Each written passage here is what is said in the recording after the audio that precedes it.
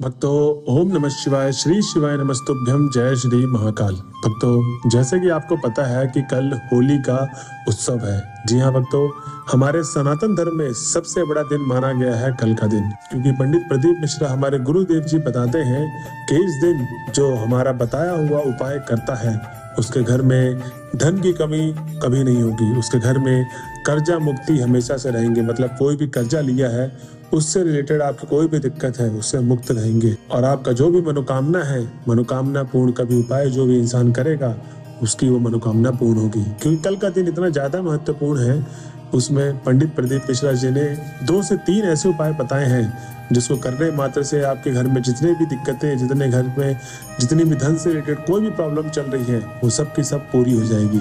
जी हाँ भक्तों, अब ऐसा मैं क्यों कह रहा हूँ, क्योंकि पिछले बार की जो होली थी उसमें कई हजारों लोग गुरुदेव जी को पत्र लिखते हैं और बोलते हैं कि हे गुरुदेव, जो आपने हमको उपाय बताया था होली के दिन करने का, हमने उस उपाय को किया और हमारी मनोकामना पूर्ण हुई। हमारे घर में धन का बहुत ज्यादा कलेश हुआ करता था, धन बचता ही नहीं था, आता था तो खर्च हो जाता था। कि हमने वो उपाय किया बताया हुआ होली के दिन, हमारी वो मनोकामना पूर्ण हुई। तो भक्तों, क्या आप भी जानना चाहते हैं ऐसे वो कौन से उपाय हैं जो गुरुदेव जी ने, पंडित प्रदीप मिश्रा जी ने बताया लोगों को, और लोगों को करने मात्र से उस उपाय में उनको सफलता मिली? तो भक्तों, वीडियो को स्टार्ट करने से पहले जो भी कोई भक्त आज हमारे चैनल में पहली बार आया है या मेरी आवाज पहली बार सुन रहा है तो चैनल को कर ले सब्सक्राइब और बेल नोटिफिकेशन को ऑन कर ले, जिससे गुरुदेव जी की, पंडित प्रदीप मिश्रा जी की आने वाली अपकमिंग वीडियोस आपको मिलती रहे। तो भक्तों, सबसे पहले तो मैं आपको बोलना चाहूंगा कि गुरुदेव जी कहते हैं हमेशा कथा में कि कभी भी आप उपाय सुनते हैं तो उनको आधा अधूरा उपाय सुन के ना किया करें। क्योंकि ज्यादातर लोग क्या करते हैं, 2 से 3 मिनट उपाय सुनेंगे और उसको काट के फिर वो उपाय करने चले जाते हैं, और जब उनकी मनोकामना पूर्ण नहीं होती तो फिर वो बोलते हैं कि हमने यार बहुत उपाय कर लिए, हमको इस उपाय से कोई भी मनोकामना नहीं प्राप्त हुई। तो भक्तों, मेरी यही गुजारिश है आपकी कि 7 से 8 मिनट की वीडियो होती है, कोई बड़ी बात नहीं है, आप इस वीडियो को पूरा सुने। जब आप पूरा वीडियो को सुनेंगे तो आपको पता रहेगा कौन सी चीज क्या क्या करनी है। क्योंकि मैं कभी भी कोई भी चीज बताता हूँ तो जो भी चीज है वो गुरुदेव जी से सुनी हुई पूरी एकदम एक्यूरेट बताता हूँ। तो उस उपाय को करना है आपको, कैसे करना है, कब करना है, चलिए मैं आपको सब बताऊंगा। तो चलिए वीडियो को शुरू करते हैं। तो भक्तों, सबसे पहले मैं आपको बताने वाला हूँ कर्जा मुक्ति का उपाय। जी हाँ भक्तों, क्योंकि आज के टाइम पे हर किसी इंसान ने कर्ज ले रखा है कहीं ना कहीं, चाहे वो लोन हो, EMI हो, किसी से उधार हो, किसी से घर बनाने का उधार हो, कुछ ना कुछ आप लोगों ने कर्ज ले ही रखा है। तो इस कर्ज मुक्ति के उपाय को कैसे करना है, कब करना है, मैं आपको सारी चीजें बताऊंगा। तो सबसे पहले भक्तों कि ये उपाय करना कब है, ये उपाय आपको कल करना है। ये समय सीमा होगी इसकी सुबह 8 बजे से पहले। जी हाँ भक्तों, आपको 8 बजे से पहले कल के दिन इस उपाय को करना है। कर्जा मुक्ति का यह उपाय मैं आपको बताने वाला हूँ। इस उपाय में आपको क्या करना है कि आपको 1 कटोरी दूध लेना है। ठीक है भक्तों, 1 कटोरी दूध लेने के बाद आपके घर के आसपास जहां भी बरगद का पेड़ हो, जहां भी आपको बरगद का पेड़ हो वहां पर चले जाना है। अब ये उपाय मैंने आपको बताया था सुबह, तो सुबह आप ज्यादा तत्काल में करेंगे तो ज्यादा बढ़िया रहेगा, प्रातः काल में करना है आपको। तो आपको 1 कटोरी जल लेना है और सीधा बरगद के पेड़ के पास चले जाना है, और वहां पर आपको वटकेश्वर महादेव का नाम लेकर, किसका, वटकेश्वर महादेव का नाम लेके उस 1 कटोरी दूध को समर्पित कर देना है उस बरगद के पेड़ में। जी हाँ भक्तों, इस उपाय को करने मात्र से आपको देखना कि 1 से 1.5 हफ्ते में आपके जितने भी कर्जे लिए होंगे वो धीरे धीरे खत्म होने लगेंगे। तो भक्तों, ध्यान रहे कि जब भी आप इस उपाय को कर रहे हैं तो वटकेश्वर महादेव का नाम लें। अब चलते हैं हम अपने अगले उपाय की तरफ। तो जो अगला उपाय है वो है धन प्राप्ति का। क्योंकि भक्तों, आज के समय में सब इंसान, कोई एक सिंगल ऐसा पर्सन नहीं है जिसको धन की मनोकामना ना हो। धन प्राप्ति की मनोकामना सबको चाहिए कि हमारे घर में धन रहे, हम गरीबों की भी मदद कर सके और हम अपनी जरूरतें पूरी कर सके। तो मतलब धन प्राप्ति का जो उपाय है ये मैं बताऊंगा जो आपको, इसमें कई लाखों लोगों ने इस उपाय को किया है, तब जाके उनकी जितनी भी धन से रिलेटेड दिक्कतें थी वो सब की सब खत्म हो गई है। तो चलिए चलते हैं उपाय में।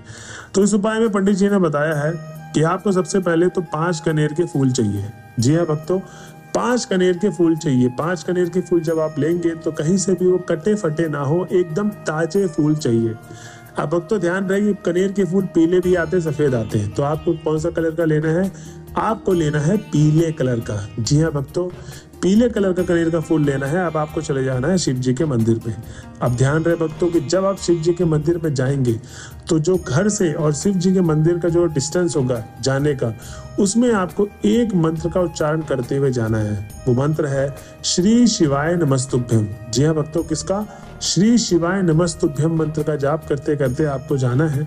अब जब आप मंदिर पहुंच जाएंगे तो वो जो आप 5 कनेर के फूल लिए थे उसको समर्पित करने से पहले आपको अपना नाम और अपना गोत्र बोल के पहले आपको अपनी मनोकामना बोलनी है कि हे भोले बाबा, हे परम पूजनीय, आज मैं आपके सामने आई हूँ या आया हूँ कि मेरे घर में धन की बहुत ज़्यादा कमी है।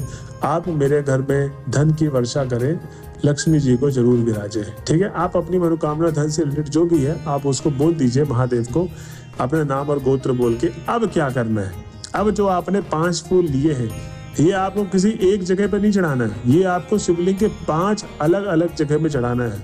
जी हाँ भक्तों, सबसे पहले तो आपको शिवलिंग के अशोक सुंदरी वाले जगह पे चढ़ाना है। ठीक है, अशोक सुंदरी कहाँ पर होती है?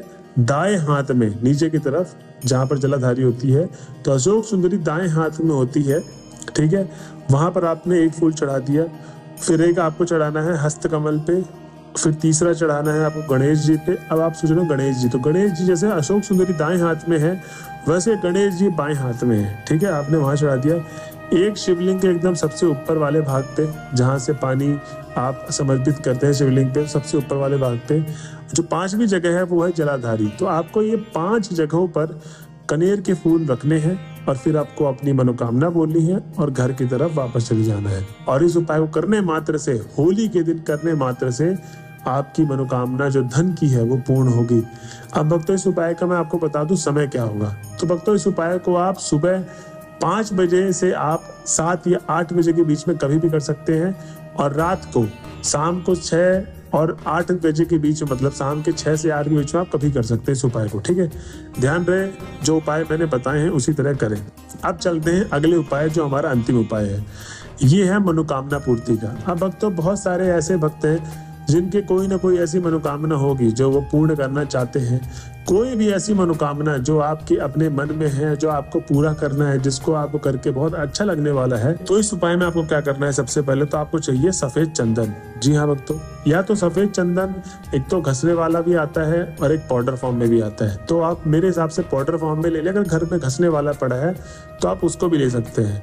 फिर आपको चाहिए 1 लोटा जल। ठीक है, अब क्या करना है?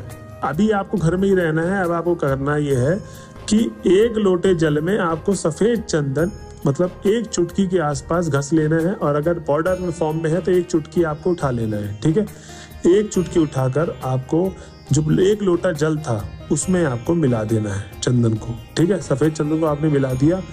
अब आपको चले जाना है ये शिव जी के मंदिर में। ठीक है, अब जब आप घर से शिव जी के मंदिर पे चलेंगे तो श्री शिवाय नमस्तुभ्यम का मंत्र बोलते बोलते आपको मंदिर पहुंचना है।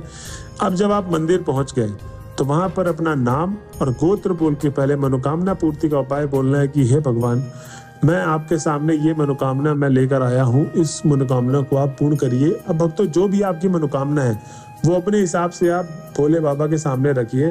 भोले बाबा आपका वो मनोकामना अवश्य पूर्ण करेंगे। अब देखिए आपने क्या किया, नाम और गोत्र बोल दिया। अब आपको जो 1 लोटा जल में चंदन मिलाकर लेके गए थे वो समर्पित करना है भोले बाबा के शिवलिंग पे। ठीक है, और श्री शिवाय नमस्तुभ्यम बोलते बोलते आपको घर की तरफ चले जाना है। अब ये उपाय आपको कब करना है? सारे 3 के तीनों ये कल के दिन ही करने हैं। जो लास्ट वाला उपाय है मनोकामना पूर्ति का, इस उपाय की जो समय सीमा है वो मंदिर में आप 8 बजे से पहले पहले आपको ये सुबह कर लेना है, शाम के समय पे नहीं। ये सुबह 8 बजे से पहले पहले कल के दिन आपको कर लेना है।